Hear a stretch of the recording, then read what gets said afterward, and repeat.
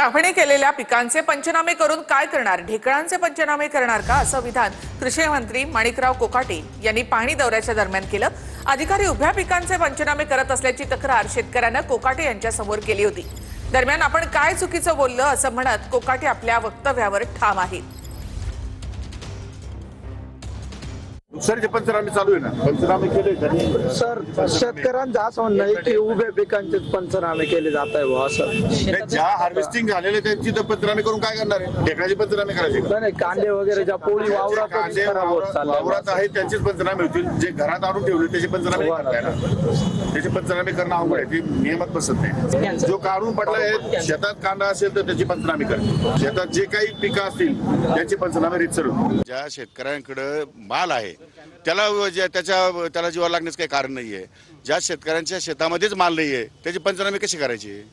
तुम्हीच सांगा मला, पंचनामे कसे करायचे त्याचे? नाही करतायत। अरे पण म्हणजे जे खरं आहे ते बोललो, ते काय चुकीचं बोललो? शब्द चुकला इतकंच म्हणतो। ठीक आहे, चुकला। तुम्ही त्याचा अर्थ वेगळा काढला। मी तसं काही वेगळं बोललेलो नाही।